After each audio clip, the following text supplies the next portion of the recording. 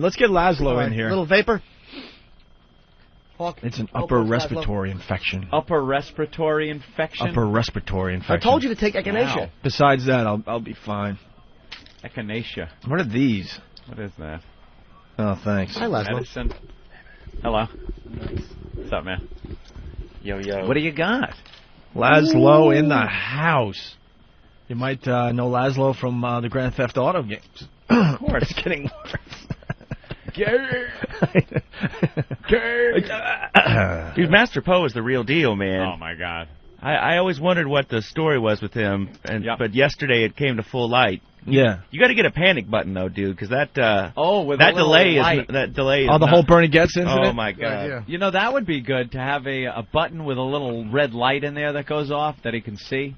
Yeah, he's asking me, he's like, "Do you have a shank in your rectum?" Showing me Rorschach blots. Have you ever had any violent tendencies toward people in radio? The guy, he makes sure everybody's psychological profile before they come in here. I think we should have two different buttons, though, like one yellow, which means, it's a little odd, and one red, which means, because you don't want him running, he's a psychopath, and he was really pissed. You don't want need the kill thing, where it's like, you come in here and just start killing people. Yeah, I don't think people understand how crazy he got in here yesterday. You know, listening to him on the radio is one thing, but we were trying to calm down Bernie. Then we had to calm down Poe because we thought Poe was going to kill Bernie. It was just a cluster F. He had that look in his eye, that killer look in his eyes, and it was frightening to see. Hot. It was hot. Real man taking charge. And then Ant and I are just laughing at the whole scene. Yeah. After I knew that Bernie, was going to be, he went psycho, but he wasn't going to do any real damage. It just became really funny. And then I wasn't sure of that until he left.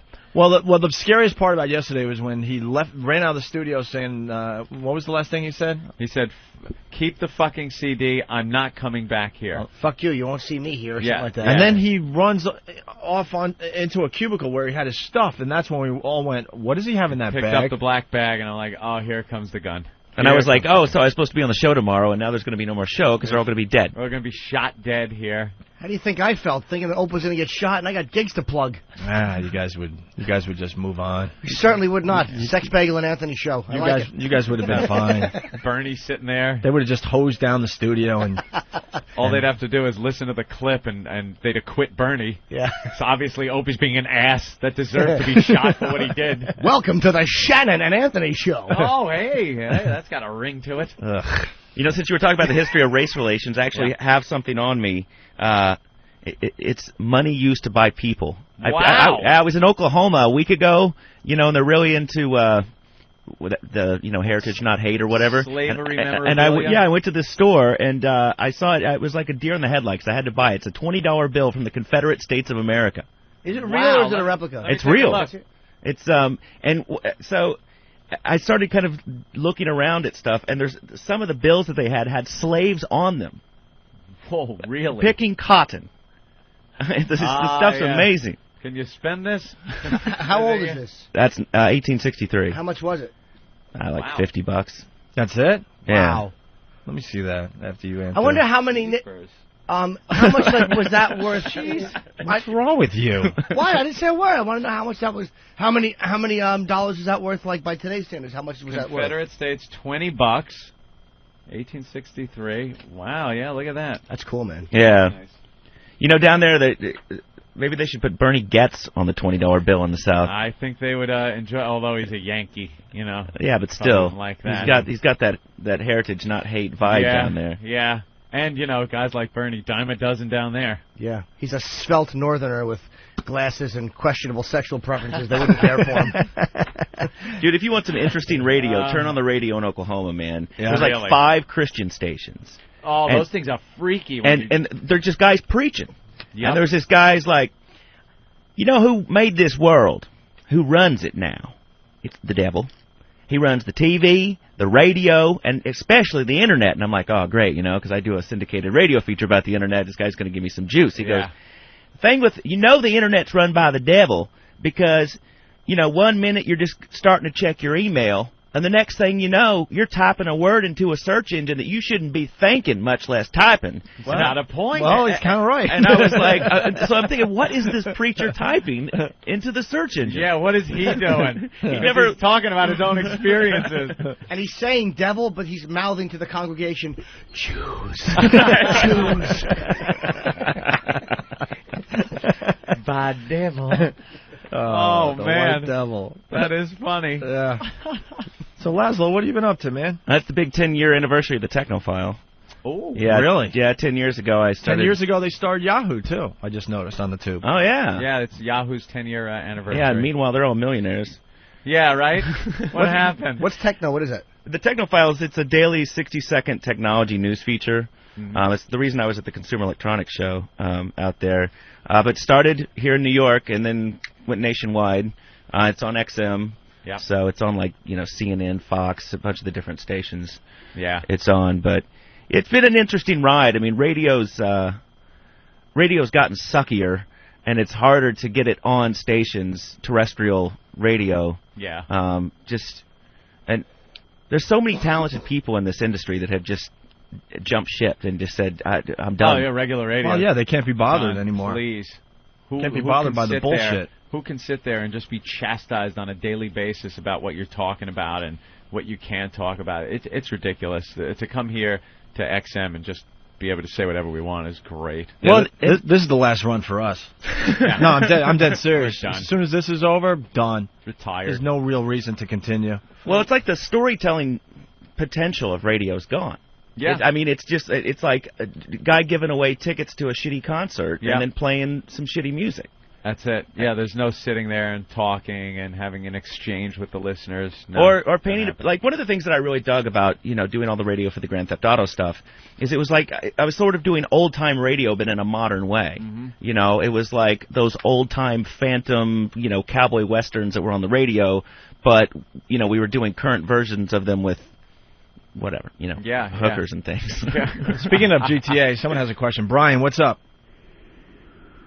Brian. Hello, hi. Let's go. I was just wondering on Grand Theft Auto, what channel you guys are on? Well, we do a couple call-ins, and I think you have to be literally on the last mission to hear us. No, you have to be in the last third of the game to hear last you guys. third of the game, and you get to hear what Ant mission. and I did for Grand Theft Auto San Andreas. I heard a clip. And I have to say, of all the people that I worked with, you guys were the lowest maintenance dudes. Oh, we're easy. So many people in the entertainment industry. It's like you got to call some guy's faggoty, sidekick, personal assistant. Really? Oh, dude, it's just like. And when Strelo, he's like, oh, here's their cell phone numbers. I'm like, yo. Yeah, just call us. We're happy to be there. That's it. I get you guys on the phone. I got caller ID. If I don't want to talk to you, I'm not answering. Who was talking about remote control helicopters? Oh, yeah, man. Yeah, I got into that for a while, dude. Talk about an expensive hobby. Every time you crash, like, great, $500. I know. Believe me. And when you're first learning how to do it, it's crazy because you're gonna trash it. It's just a known thing. You're buying this machine knowing that at some point you're gonna have to replace some parts, and hopefully it won't be as expensive as you think it's gonna be. I had one where it tailed in on me. I was trying to do these. At first you're just buzzing around, tail facing you, so you're not confused with the controls. And then after a while, I'm doing these passes in front of me, just kind of wah wah wah, back and forth, back and forth. And then I figured I'm gonna do these climbs and then tip it over and so it comes nose straight down and then pull out of that, and it's almost like this seesaw motion that the helicopter's doing. I get it up there, it's facing nose up to the sky, it starts coming back down backwards, and I just lose all orientation. And I'm looking at this thing going, here it is, a lawnmower, just, I don't know where it's going to land. It's a lawnmower spinning in the sky, coming down on people. Hey, great. It swooped in front of me. Mr. Morrow, look out! Vic, duck! Yeah. Did you have electric or gas? Gas, and it was actually gas-powered. It wasn't the glow fuel. So it was gasoline-powered. I'd start up by pulling it like you would a lawnmower. This thing's just winding. I finally got it just barely leveled out and slowed down a bit before the tail boom hit. And when the boom hits, you're replacing a lot of stuff. So that was expensive. I had electric ones, and I would get high and fly them in the house. Are you serious? I swear to God. And my girl's upstairs, and I'm down because I bought this house by the beach and put like a recording studio on the bottom floor, and there's like a kitchen. Then I kind of like live upstairs, and so I'm down there whacked with this like helicopter flying around the kitchen, and then I completely lose control of it, and there's like rotor blade shrapnel flying, and I hear this from upstairs. What the hell was that? Don't come downstairs. It's like, don't come down. It's just like a little scene from Apocalypse Now where the Asian girl threw the grenade in. Think, bitch, I'm gonna run up her ass. Oh man! And they run so nice and smooth until they hit something, Right. And then it's just they come apart at the seams. I bought one of the turbine jet engine ones too. So I would take that out into the park across the street from my apartment in Brooklyn. And meanwhile, you're not supposed to have anyone near any of these things.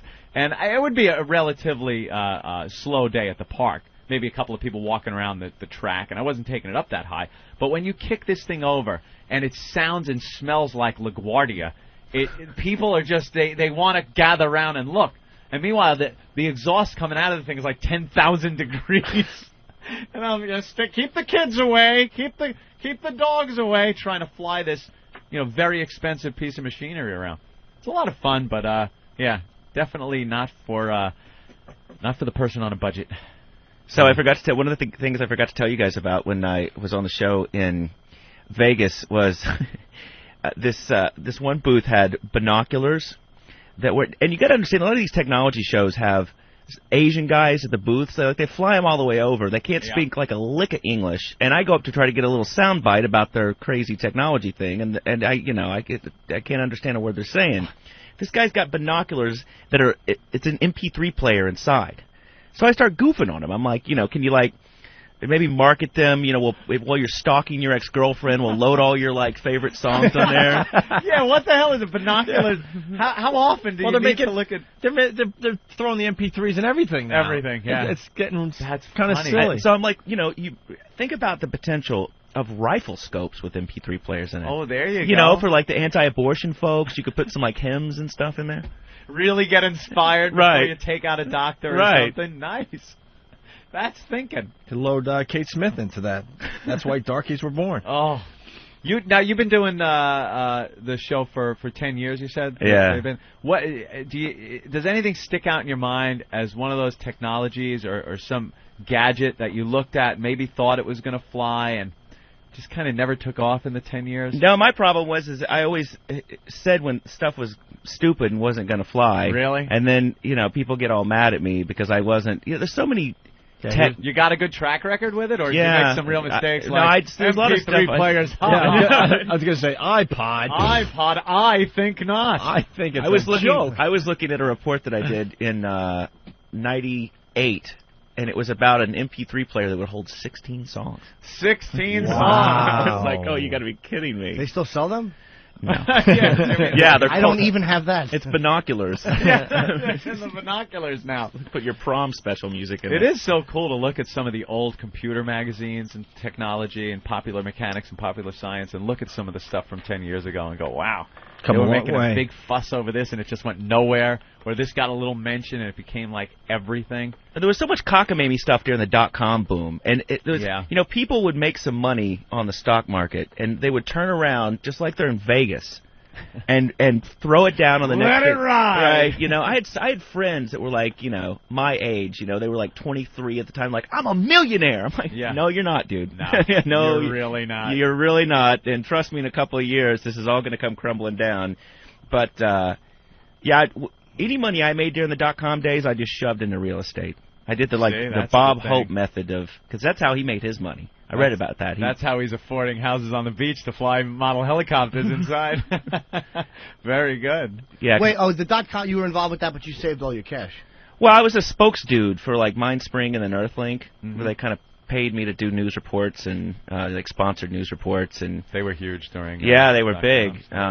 But I bought a crib instead of buying a bunch of stock Smart, and garbage. I'm going to make even more money. Yeah, it's going to be great. Didn't you do a big stock? I used to do it all the time. Day trading. Day trader like a maniac. You were doing it during the show, weren't you? During the show. People don't believe that was going on. I'm telling you. I'd have my E-Trade account opened up on one of the computers. Yeah. And I'd be trading. Ope would look over and go, "Oh my God, he's trading." We would be getting into some crazy thing, just ranting and raving. And I'm like, I just gotta get out of this. And also, my options expire today. I would be going off for like 5 minutes, and then all of a sudden I would look at Anthony and I go, "Oh my God, he's not even listening." Yeah. No joke. I was like, holy crap. Right. And he's thinking about the yacht he's going to buy. Yeah, that's it. Well, I see him at the keyboard, and I'm thinking he's, surfing the net to get more info on this person or this story or maybe reading feedback or something. Oh, no. And he was trying to get in and out of stocks. The connections were slow, so I put the sell order in, and I'm like, yeah, come on, dump it. I'm seeing the price fall. Sell. Trying to buy Endicott steel. I could dump the stock just to burn your ass. Anthony, how much were you up at one point? I was up to $95,000 on my E-Trade account. Day trading. I had turned just minimal money into $95,000. It was. There was one trade. I was on vacation at Disney World, and I was trading in the hotel room. And I made on the little Mickey computer. Yeah. And again, dial-up connection. It wasn't with hotels with high-speed internet anymore, It was a chore just to get online. And then I had to go through like AOL and then onto E-Trade, so it was a real pain in the ass. I'm trying to get this sell order in. I think I made like $26,000 just sitting at Disney. You had to be retarded not to make money during that whole boom. But you had to know when to get out. But you had to know when to get out, and that was the problem.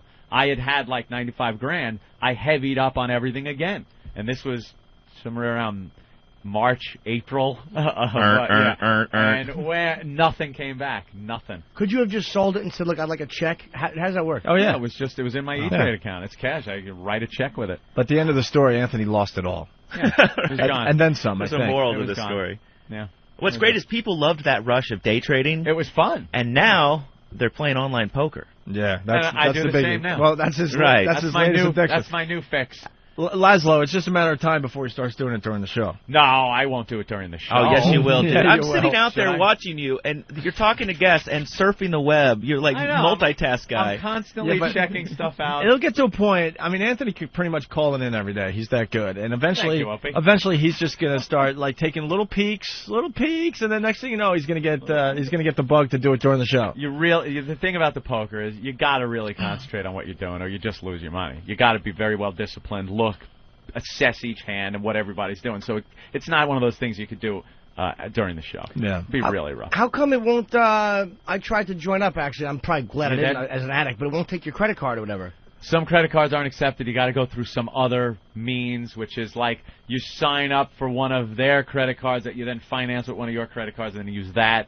So there's a lot of safety involved. It's a good thing because it would be very hard for them to rip off an account. Well, and Ashcroft fought real hard to pressuring banks not to let people use their credit cards on those accounts. But it has the online poker craze. It's huge.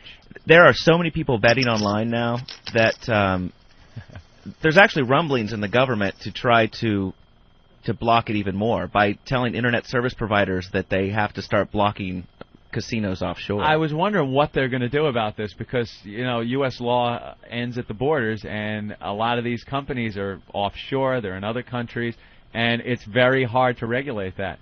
That's why. I mean, there is gambling going on in every city, in every state in this country right now. Whether it's legal or not, people are playing poker for money against other people in their houses. And there really doesn't seem to be much that the government can do about it. They should just tax it. Tax it. Make your money. Make the money. Go. People are going to bang hookers, smoke weed, and gamble. Yeah. Tax it. That's it. We'd be done. Well, how about this, government? I instead of gambling, how about you put all that nonsense effort and stop people who are trafficking child pornography? Why don't you focus more of your energy there? Who gives a shit? If people want to sit home and lose their money, that's their business. Hey, what about people that like both of those things? I do. Believe me. I'm not judging. Both illegal activities. Hey, why not, right? Hey. You sicko. Let's go to Poker doesn't leave a little ribbon on your Let's stop before I say Yeah. Let's go to Effie and see if this is true. Effie, what do you have, man? How you doing, guys? Good. Glad to hear you back. But it was a case where this guy was flying a smoke control helicopter, and it actually went back into the stands, and it actually cut somebody's head clean off. Yeah, there was a story. Is this true? Yeah, this is true. How about that one? I know there was one in Texas when I first started getting into the hobby, and some guy was training some other guy, where you have two remote controls, they're wired together, and at any point, the guy that knows what he's doing can take over from the guy that doesn't know what he's doing. It's like a little safety co-pilot thing. So the pro takes the helicopter up and then hands off to the guy that doesn't know what he's doing, who pulls back on the stick. The helicopter thrusts backwards right into the guy that knew what he was doing's head. How big is it? These things are Big. can be very, very big. I mean, like as very wide as you powerful. can stretch your arms. I have a jet-powered scale one that is, I mean, from me to you over there. Oh, wow, it's the about wings are that big? 5 feet, yes, 6 feet long.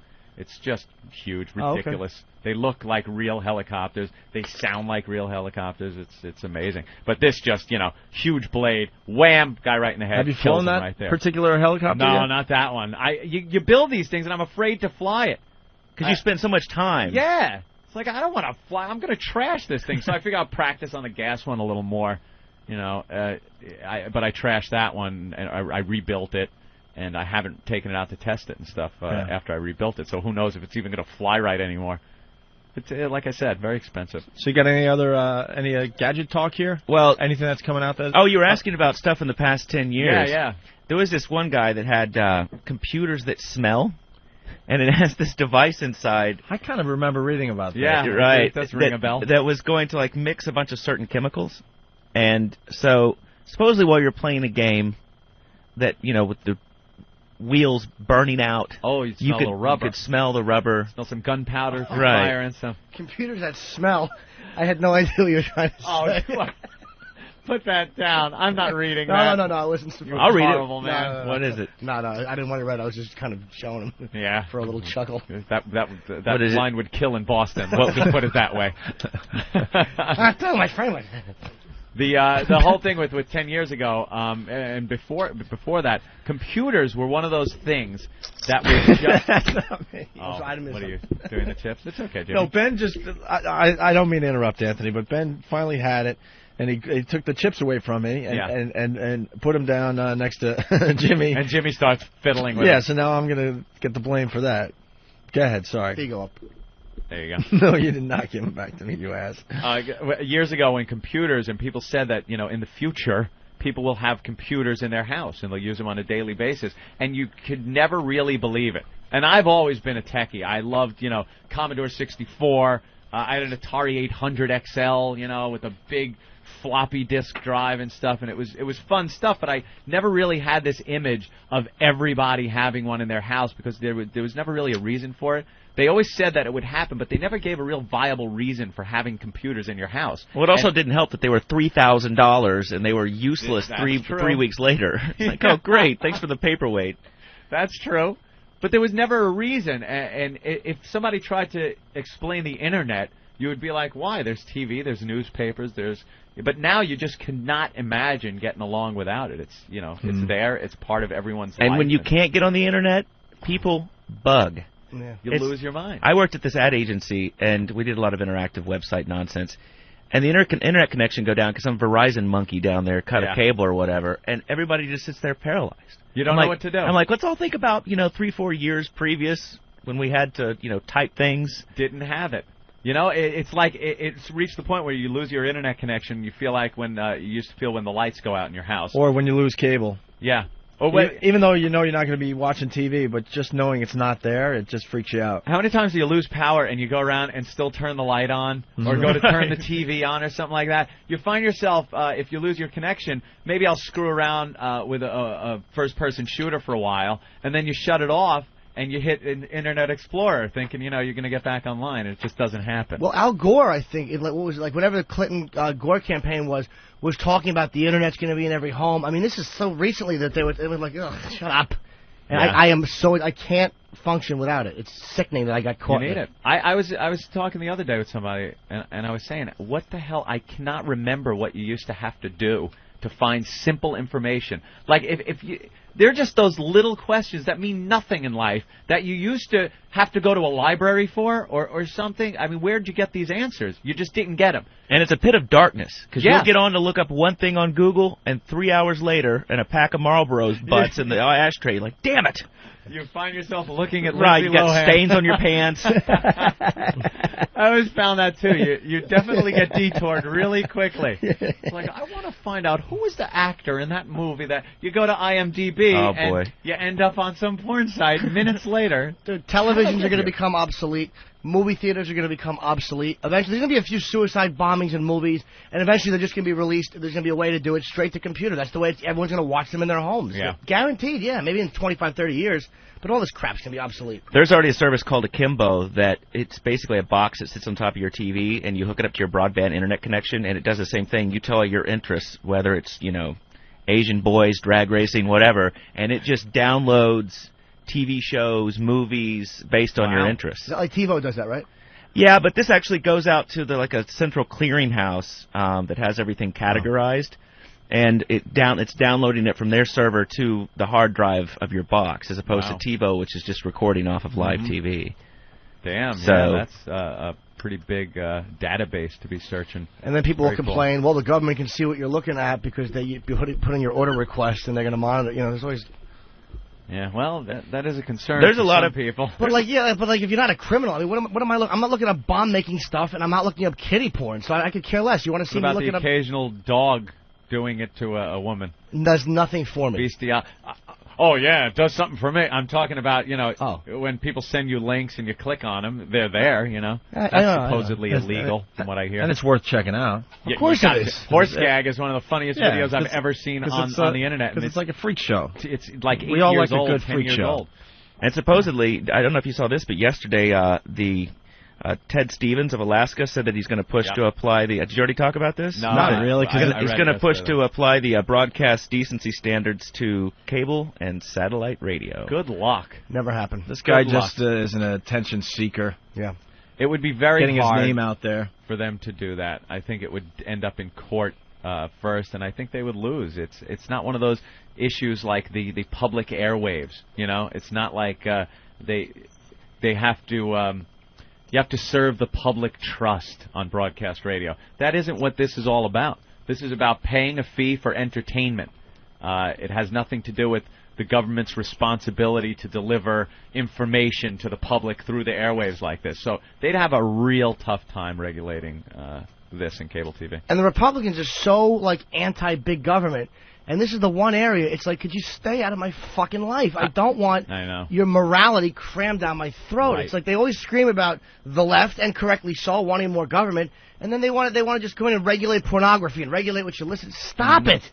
Enough. There's a market for it, believe me. A huge market for it. Yeah, the Republicans pushed through this this thing called the Real ID Act that says by 2008 the Department of Homeland Security is going to be in charge of all IDs, and it passed the House and it's going to the Senate. But basically, they're talking about putting those RFID chips in every driver's license. So it would be like a federal ID. It's going to be a federal ID.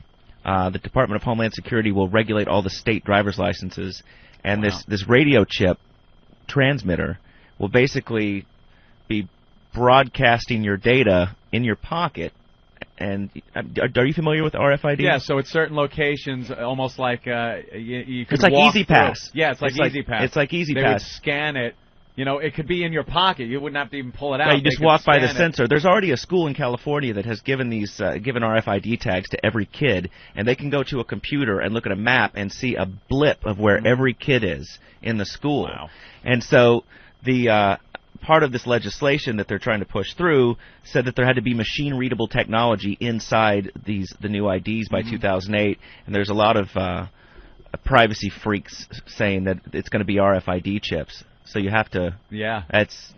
I was reading about they want to use that also in supermarkets, which is a great idea. All you'd have to do is load up your cart, put bags in your cart, load your groceries in, and then push it out to your car. And at some point you pass a scanner that knows exactly what's in the cart, will deduct it from your credit card because that will also be scanned, and it would almost be like you're just stealing. You go in there, throw it in your cart, and wheel it out. No, that would be a great luxury. Yeah, we used to call that wahooing. Though it was without RFID, you just go grab 2 cases of beer at the 7-Eleven, scream wahoo, and run the hell toward the door. Run, wahoo! Hey, look, man, I don't want government, but people say, look, the Easy Pass, they're like, hey, man, they're going to track you. Go ahead, track me. I'm not sitting in traffic anymore. You want to track me around the same prostitute block night after night? Be my guest. I love the fact it's convenient. I have friends like that are so scared. They're like, man, and I'm like, what, the government knows that you went across the Verrazano Bridge? Ooh, who cares? They got you. They got you there. And if it comes to where they start to infringe on your rights, well, then you know what? That's when you got to fight in court. Slippery slope can work any argument can be manipulated to any point with slippery slope. I don't buy it. People use slippery slope when they really don't have a valid point yet. Yeah. You can't argue with what might be. Yeah, because that's what the argument always is, where it's going to lead to. But any technology has that. The phone, they can listen to it. No more phones. Silly. Carrier pigeons from now on. Yes. That's true. The phone wasn't one of those things that when it came out, people were concerned about privacy. The Internet, they could see where you're going to be. Oh, yeah, they might abuse that. No more Internet. You want to use that argument, we could use it for anything. Yeah. Well, and phones, I mean, you didn't have just a private phone line. You picked it up and you had to share that stupid party line with like 20 knucklehead redneck, farm neighbors next door. Hang up the phone. It's my turn. I got to call Pauline down at the feed store. I think we're running out of show, yeah? Ah, damn it. What do we got, 2 minutes left? Yeah. We wanted to play, I wanted to play Monster Rain really fast that Lazlow did.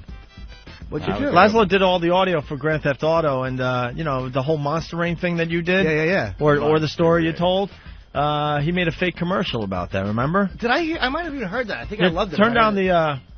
Yeah, that's a good one. The end of show music. I want to play this real fast. It's a little story Jimmy told about blowing little boys under the porch when I was a little boy. Yeah, you better put that in. Government who's monitoring me. Back to the great storytelling medium of radio. Oh, we got to hurry up or we're not going to be able to play it. So basically, storm comes. Someone would yell Monster Rain. They would hide under the porch because the rain was coming, and to pass the time, they'd blow each other. Sure. So Lazlow put this together. He was just the boy next door. Mikey, where are you? He's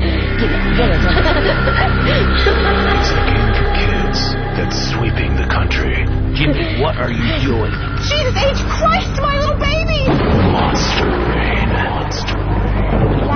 The game you play under the porch. Monster Rain. Under the porch. Where can people hear that? I don't know. It's not on my website. No, he made it for our show. I just made it for you guys. I really want that on a Grand Theft Auto radio commercial someday. Well, the best commercial, the best fake commercial in Grand Theft Auto is the Glory Hole one. That's on there. Oh, no. That was in San Andreas. Yeah. San Andreas, the Glory Hole theme park. Yeah. Glory Hole. Lazlow, are we promoting anything today?